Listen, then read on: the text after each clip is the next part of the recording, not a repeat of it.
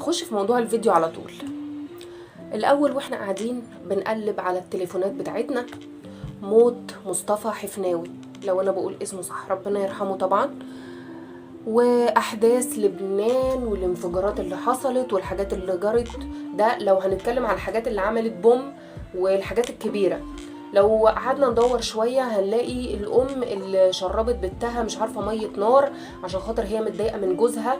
وطبعا احنا لو قعدنا ندور في الاحداث دي كلها هنلاقي حاجات كتير جدا وعمرنا هيروح على كوارث بتحصل في الدنيا.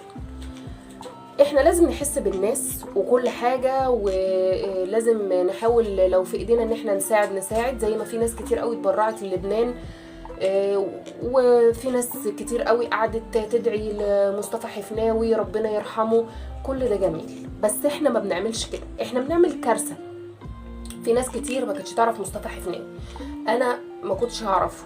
هو شاب محترم وجميل وكان بيقدم محتوى حلو جدا، وكل حاجة عايزين تقولوها هنقولها. الفكرة واللي انا عايزة اكلمكم عنه حاجة تانية خالص، وهي ان احنا بندور على الحاجة اللي بتضايقنا ونروح ندعبس عليها.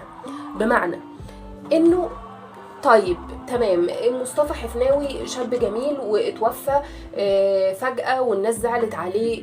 طب انا ممكن اقوم اصلي ركعتين لو انا قريت الخبر ده وادعي له، احسن بكتير من ان انا اقعد ادور واتفرج على فيديوهات القديمة عشان ازعل اكتر. السوشيال ميديا خلتنا نعيش احزان مش بتاعتنا وما تخصناش يا جماعة.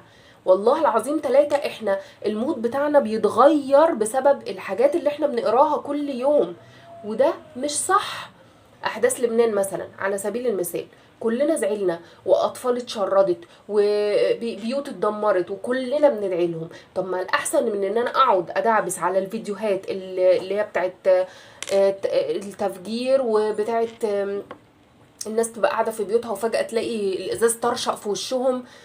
والله العظيم 3 انا زعلت من كل قلبي لما شفت الفيديوهات دي. بس الغرض اللي انا عايزه اوصله لكم انه احنا ممكن نروح ندعي، احنا ممكن اول ما نقرا الخبر نحاول نساعد، بس ما نقعدش بقى ندور وندعبس على تفاصيل اكتر ممكن تضايقنا وتجيب لنا طاقه سلبيه.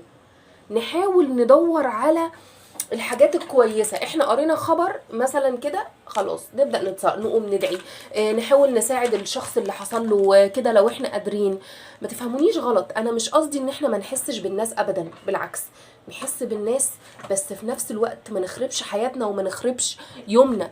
يعني مش لازم تدوروا على الحاجات الوحشة، نبطل ندور على الاخبار الوحشه، نبقى عايزين نعرف تفاصيل اكتر عن المواضيع، مع ان احنا ممكن نقوم نعمل حاجه ايجابيه اكتر، نقوم نساعد الشخص اللي جراله الكارثه، نقوم ندعي له.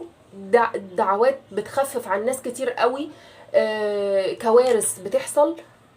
بس انا كل هدفي من الفيديو ان احنا ما ندعبس على الاخبار الوحشه في السوشيال ميديا، ندعبس على الايجابيات، ندعبس على الحاجات اللي تخلينا احسن، زي القناه بتاعتي طبعا. خشوا اعملوا سبسكرايب ولايك للفيديو واعملوا له شير، لان في ناس كتير بتتاثر بالاخبار دي ومودها بيتغير ويومها بيتقلب. فاحنا مش عايزين نعمل كده، احنا عايزين نستخدم السوشيال ميديا استخدام ايجابي. انا قريت خبر وحش، احاول اعمل حاجة ايجابية للخبر ده، اساعد لو اقدر، ادعي، واكيد كلنا قادرين ندعي يعني، وربنا موجود يخفف عنا كلنا ويبعد عننا اي حاجة وحشة.